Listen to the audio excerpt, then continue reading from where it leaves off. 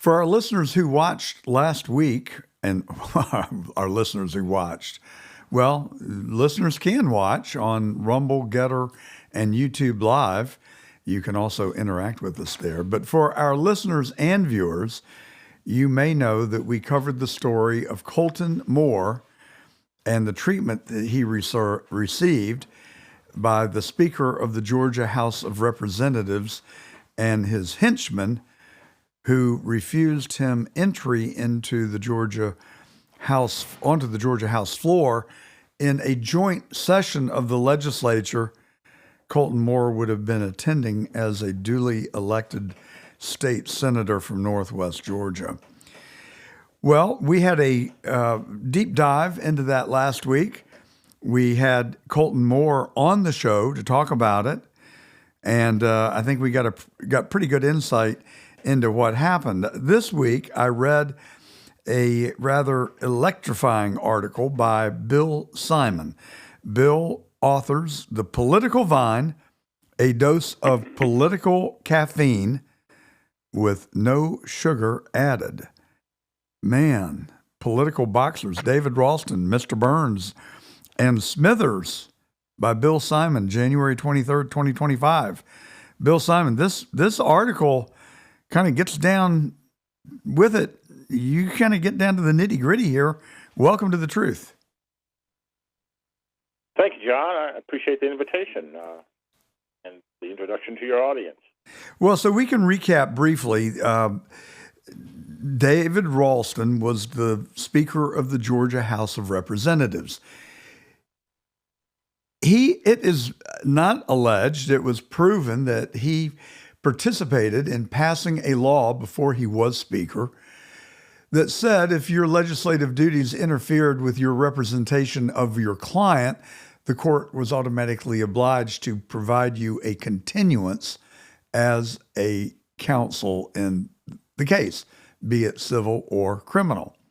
Well, the late David Ralston took full advantage of the law that he wrote and postponed over 1,000 cases, some criminal, some civil, and in the process of doing so, denied the victims justice.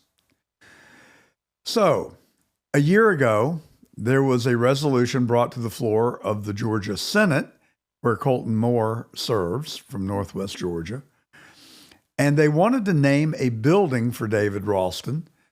They suspended the rules. They sprung it on the Senate. They didn't give people any notice at all. So Colton Moore went to the well of the Senate, which he is entitled to do as a state senator, and he spoke in opposition to the resolution.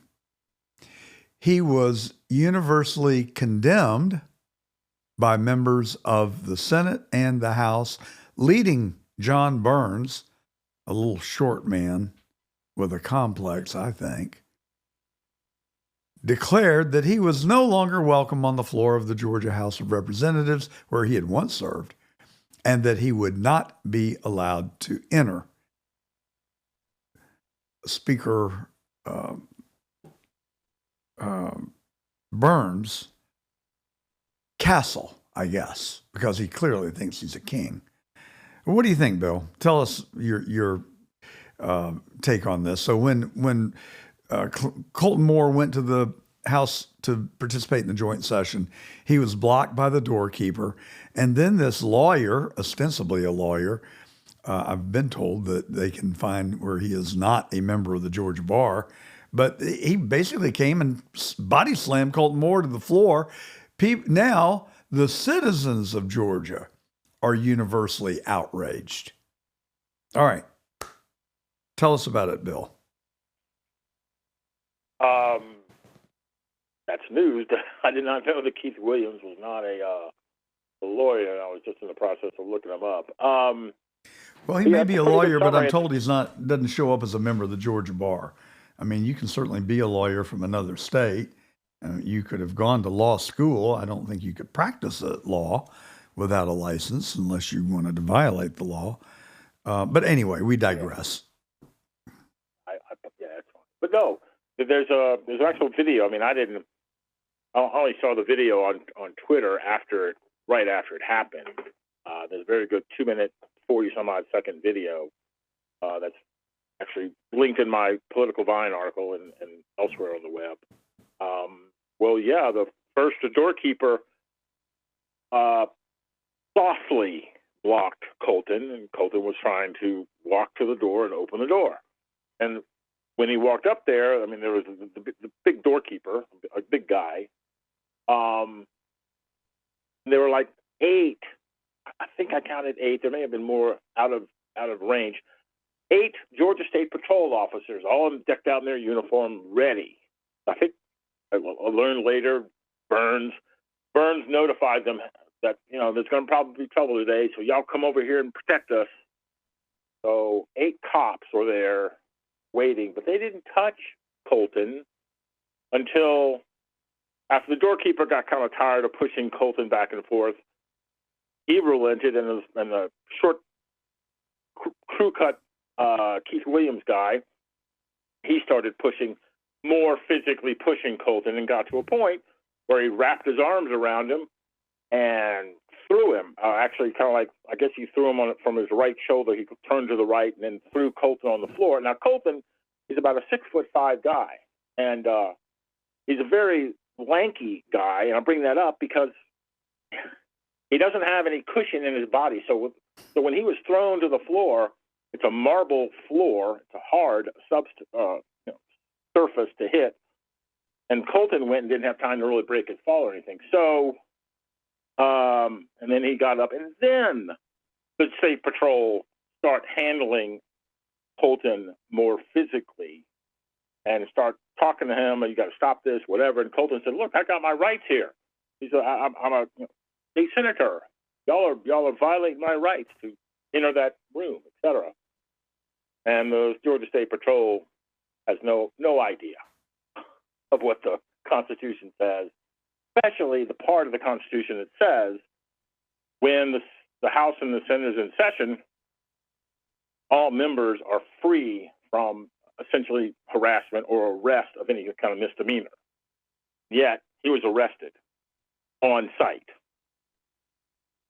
Well, and I think it bears interjection to note that Colton Moore at no time did he ever, and it was intentional on his part, so that they could not say that he provoked them. He never raised his hands above his waist. He kept his arms straight by his side the entire time. Now, clearly, he tried to walk onto the floor, and they blocked him. And then I think you did a very good job of explaining what happened after that. So I have been an observer and involved in Georgia Republican politics really since the age of 7 when I put my first bumper sticker on for Richard Nixon. I was a Republican in Macon, Georgia. Macon was actually one of the few places where there was a vibrant, organized Republican Party. We had 2 members of the state Senate from Macon, Oliver Bateman and Billy Adams. God, Bill, I can't remember what I had for breakfast this morning, and I can remember Oliver Bateman and Billy Adams from how many years ago? 50, I think. I happen to know both of them and like them very much. But Macon had a vibrant Republican Party, but the rest of the state, Republicans they didn't exist. So fast forward, Colton Moore wasn't allowed on the floor. And I guess the point that I was trying to make, in all of my years, I've never seen a worse display of power for power's sake. It was an absolute power play. And, unless you feel that a state senator lacks, for some reason, his freedom of speech, and unless you think for some reason that he should not be allowed to debate a resolution that is brought before the state Senate, please help me understand what rule, law, or whatever other adjective or descriptor you'd like to use that he violated. There's a podcast. It was a weekly podcast I listen to. I don't want to I don't want to give them any notoriety to help a guy named Scott Turner, who's a former state legislator, who is a suck up, veritable suck up to the House leadership and the concept of the legislature and all that. So he pointed out in his podcast, well, there was the widow of David Ralston was there. And she was there to listen to this honor process and whatever. And I'm thinking to myself, well, Colton Moore didn't know that. Colton Moore probably didn't care about that either, unfortunately. This was a legal matter. This was not a personal matter. And so he had every right to object. I think you could carry it a step further and say that he had every obligation to object. He was representing the 200,000 people that live in that district, and he was duly elected and sent there to represent their interest. And I'll just tell you, I haven't seen any polls. I don't know factually. David Ralston was very well liked in the state legislature. He was not so well liked outside of the Georgia Capitol. He was viewed as a demagogue and someone who did not play fairly and by the rules, as the Atlanta Journal-Constitution wrote. I can't remember how long ago it's been, but it was before he passed away, but 3 or 4 years ago anyway. Correct. I'm in agreement with that. The trouble is the concentration of people that were knowledgeable enough about Ralston. They did not live in the state house district that he was elected from. So those people, for want of a better opportunity to vote for someone else, and there were people that challenged Ralston, but the whole apparatus of Ralston's political aura, AURA, came into play like when Coach Sam Snyder challenged him back in like 2014 or so. The House and people like Chuck Epstein, who is now the majority leader, they put out ads in the paper and just insulting essentially Snyder's candidacy in life. I mean, they're just, I think they're kind of like the what was used to be described in Arkansas when the Clintons ran that as a governor. It was a blood sport without the blood, but it was brutal type of campaigning. So no challenge to the King, Ralston, no challenge here, except I will tell you this. About 20 minutes ago, I saw State Rep Charlize Byrd post a copy of a letter that she hand delivered to the Speaker's office today, I think, demanding that he fire this guy, Keith Williams. Well, I want the legislature to fire John Burns. He has lost the moral authority to lead, in my opinion.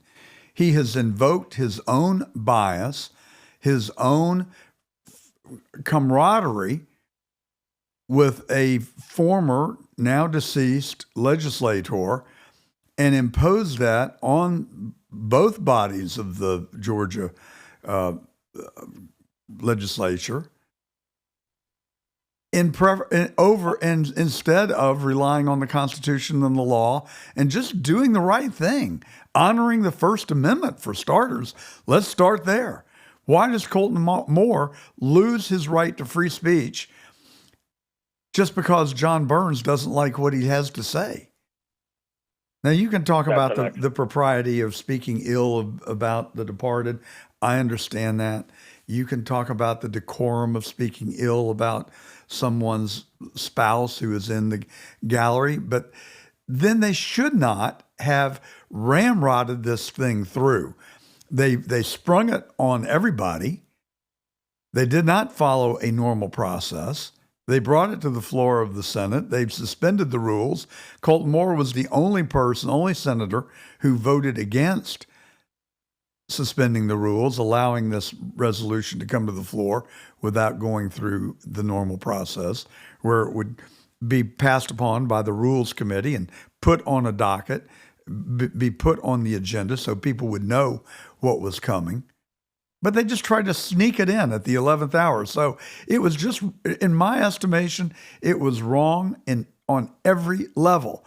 And, they shoulder the blame for inviting Speaker Ralston's wife and family to be in the gallery under the assumption that their trickery was going to work. Little did they know that there was one lone senator who had the guts to stand up and speak for the people of Georgia, who really, given a vote by the electorate, I don't think that a vote by the electorate would have passed to honor David Ralston. Now, I never met the man. I don't have an axe to grind. I'm sure that he had many, many redeeming values. But what he did with this law that he created, that he then proceeded to abuse, is personally offensive to me because, like I said at the top, it deprived the victims of justice. And these were not shoplifting and petty crimes. He was defending robbers, murderers, and rapists. And the victims did not get justice. I'm sorry, Bill, what did you say? Child molesters, actually. That was a frequent... Even worse. Well, so you've got some pretty serious guts. You wrote a pretty pointed editorial in the Political Vine. Have you gotten any blowback from it? What kind of response have you gotten? I sent it out to 5,700 subscribers, and I got, I think, 14 total unsubscribes. That's usually what people do. They don't. I used to get a couple of emails back telling me to, not with this one, but anything I write, a bunch of negative ones. But this time, all feedback was positive in email, and a few people unsubscribed because that's what they do. But yeah, no blowback. I heard from a lot of people I haven't heard from in 5 or 10 years who I was surprised to even see they were still reading, and they said, "Kudos, Bill. That's keep on going." So I'm keeping on going. Well, I thought that what you wrote was extremely well written. I enjoy writing. I do write a lot. I write for this show. I've always enjoyed writing, but it is a discipline, and that's where I get off the track because, I'm also impatient by nature to a fault. And this article, how many words was it? Pretty long. I don't know. Well, you got to use that tool. I'm working, folks, to bring Bill Simon into the 21st century here. He's got a flip phone. He doesn't do Zoom, and he won't go on camera because he's technology challenged. So I'm trying to work with him here and help him through this. But that Microsoft Word has a tool. You just click on it. It'll tell you exactly how many words your article is.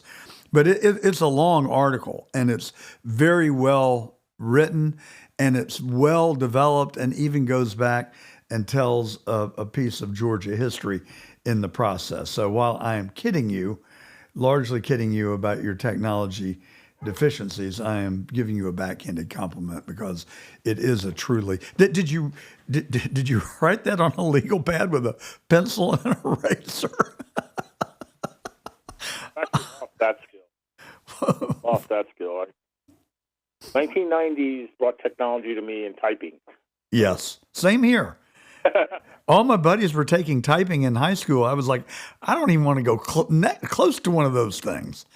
But then I found myself working at Lanier Business Products in 83. And we had the largest installed base of programmable word processors in America. And now all the millennials listening just turned off the radio because they don't know what a word processor is. But anyway, it's a very well developed article, but you do not mince words, and you get pretty pointed in there. I actually was born in the North. My dad was a Yankee, so I grew up being accustomed to directness. I kind of liked it. Oh, good. I'm glad. I'm glad you're that. I'm glad you didn't get too offended with some cleverly masked words. No, offended would not be an adjective that I would use at all. I thought it showed courage that you were willing to speak the truth. And since that's the name of our program, that's what we really care about. Before we let you go, Bill, you did write an article that I also saw about voter GA and Garland Favorito. And I did finish that article being left a little bit in doubt as to what your point was. I know Garland. I like Garland, and I really admire the work that he has done. He has been on the voter integrity challenge and mission since 2014, long before 2020, and long before we even talked about voter integrity, really. And so I struggled to read between the words to find out what your beef with Garland really is, other than he's not a Republican. Do you have to be a Republican to care about voter integrity? No, but I'm trying to remember. Just fill in more blanks for you. He was actually opposing the electronic machines when they came out, when Secretary of State Kathy with a C, Democrat in 2002 came out with the first touchscreen voting things. He was out there opposing that. So he's actually got a history going both Republican and Democrat in opposition of the electronic voting entirely. But how is that a partisan issue? I mean, the fact that Kathy Cox was a Democrat, but shouldn't we celebrate the fact that Garland was a prophet and telling us way in advance that these machines were very suspect and could not be relied on, and even the president of the United States favors going to paper ballots. So I'm not trying to be contentious with you, and I'm not on a mission. I just read that before we came on, and it is curious to me, and I ask out of pure intellectual curiosity. Okay, and I'm not partisan. I will explain. This state used to have paper ballots, fill in paper ballots, and so there is a major honesty problem, because most of these state boards of elections are run, and this is partisan, perhaps. I'm sorry, but these are facts. State has been run by Democrats forever. It doesn't really matter sometimes who runs the big constitutional officers. So each of these county boards of elections are run by lots of Democrats. So Democrats, for lots of years, Lester Maddox years, you go back to, there's the guy, I forgot the first guy's name for Callaway. Bo Callaway. Bo Callaway, okay? Bo Callaway lost his governorship because Lester Maddox, they were in these precincts, and these Democrat-governed precincts, and all around South Georgia, whatever, stuffing the ballot with paper ballots. Because there were no such thing back then as poll watchers. But even today, we have poll watchers, but there are not enough people who would be able to go to each precinct. Not enough Republican voters who will go to the precincts and watch the vote, and watch the tabulation, and watch for stuffing. There are not enough people. That's why I continue to be opposed to paper fill out the ballot. Well, I have my own doubts too. I mean, landslide Lyndon. Lyndon Johnson was known to have won his Senate race in Texas because they stuffed all the ballot boxes. So I don't know that there is a silver bullet, and I don't know that the paper ballot is a panacea by any means. How are you going to count 77 million paper ballots cast for Donald Trump? You can feed them through a tabulator, but we know that that's fraught with potential devilment if someone is determined to do it. So what is the best practice for conducting and counting for an election? Right now, because we have multiple because we have multiple races on each ballot, which would have to all be tabulated, and we have also issues like constitutional questions. Those would all have to be hand counted, and I think you'd be going on weeks at a time to hand tabulate those ballots. It would be several weeks to several months to find out the results. I mean, right now we have new rules, new laws that were passed in 2021 that put a big crimp on the Democrat machine in this state from being able to cheat. Notice what happened. They got the absentee ballots counted for by 8 p.m. on election night. That was a big change. So they didn't have time or opportunity in November 2024 general election to do their mischief that they had in 2020. Well, I definitely think that is a big part of it. And Senate Bill 222, I think, or was it 202, that cost us the Major League Baseball game. So they didn't like the Georgia Senate trying to stop election fraud, and so they moved the baseball game to Denver, which have more restrictive election laws than Georgia does. The whole thing is just mind-boggling, and it makes you crazy when you think about politics. And it's more about optics than rational thought and reason sometimes. But I want honest, free, fair elections. I don't care. I'm willing to put my faith in the process. And I probably have been on as many, if not more, losing campaigns than I have been winning campaigns. And I always accepted the results and said, well, we'll get them next time. And I think that's what a democracy is about. I think you've got to be willing to accept your wins, but also take the losses. But I am not willing to accept a stacked deck and a rigged election, which I know happened in 2020 in Georgia. I worked for 2.5 years on the legal case involving the Fulton Board of Elections. I've seen the evidence. I've watched the videos. I've seen the tabulations of 3,200 duplicate ballots on the Secretary of State's own website that even a 2-year-old could figure out was a duplicate. And it just goes on and on. 40,000 illegal votes in Fulton County, 400,000 in the state, according to both David Cross and Joe Rossi, numbers guys who have devoted huge numbers of hours, days, weeks, and months since 2020 looking at the results, and both independently, didn't even know each other, came up with miraculously the same conclusions, 40,000, 400,000. And so then you've got somebody like Rudy Giuliani who was trying to represent his client and present the evidence and the information that, as he knew it at the time before the Georgia State Senate and the William Liggins committee that he called to look into the 2020 election. The next thing you know, they have ruined Rudy Giuliani, America's mayor, the guy who led us through 9/11, the guy who looked the mob in the eyes and defeated them in New York, the guy who cleaned up Times Square and reduced crime by an order of magnitude. Our gratitude has been to take his property, strip him of his law license, injure his reputation.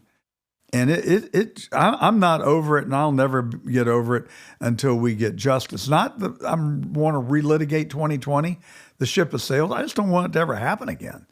But there has got to be a better way. I think, Bill, if I were king for a day, I would convene the most knowledgeable, trustworthy IT professionals in the country, and I would have them devise, hire people that are honest to devise a system that is as bulletproof as you can get it, that has to go through real certification and move into the 21st century to conduct elections. I'm like you. I just don't see. I mean, Trump got 77 million. Harris got, I believe, 73 million, 74 million. I mean, that's 150 million votes spread out over 50 states. how in the world are you going to count those ballots and have any confidence in the results? There's got to be a better way.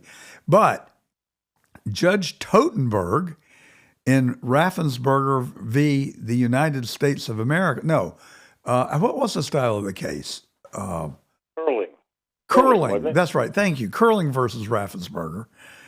Judge Totenberg in 2020, in about October or September of 2020, ruled from the bench of the United States District Court that the machines were flagrantly not reliable, but there was insufficient time to do anything about it.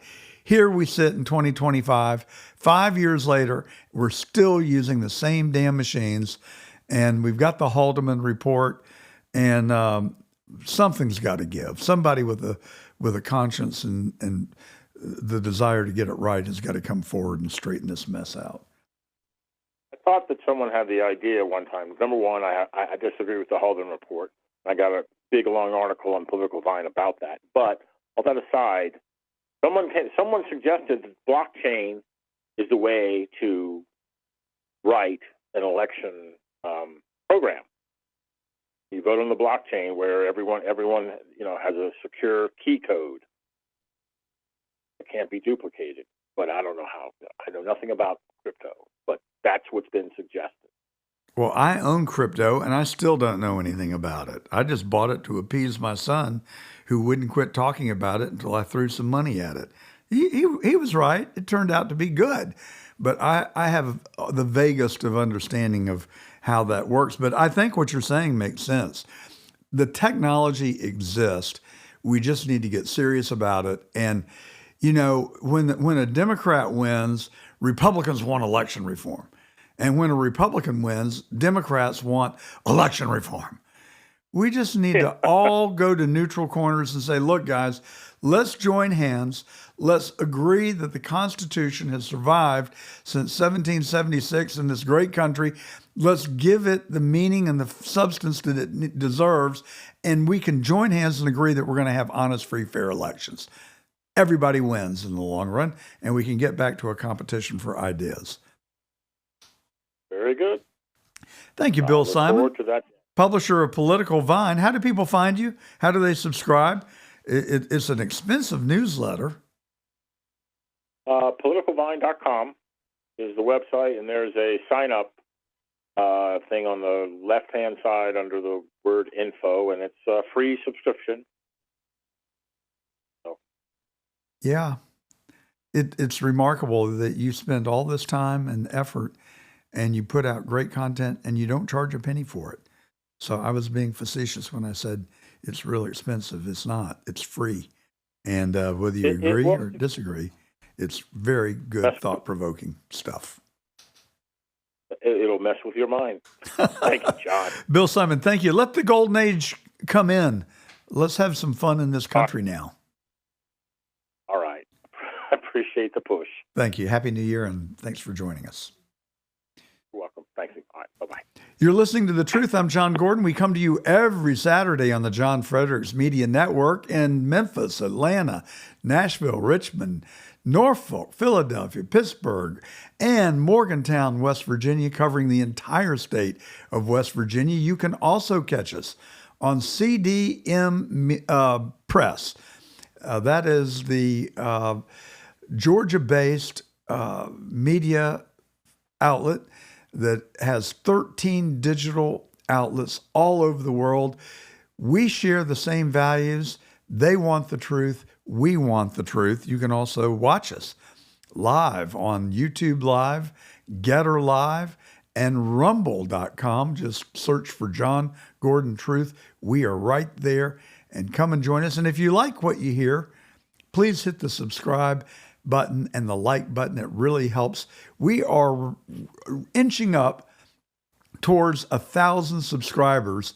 And for those of you who are not versed in YouTube, just like I have not really been knowledgeable of how the algorithm works, you don't count until you get 1,000 subscribers. Then the algorithm will start to recognize you and push you out. So our subscribers are going up every week. The hours watched go up every week, and the video that we put up last week on Colton Moore was our best video to date. So thank you for coming and listening and watching. We really appreciate you, and glad that you come and join us.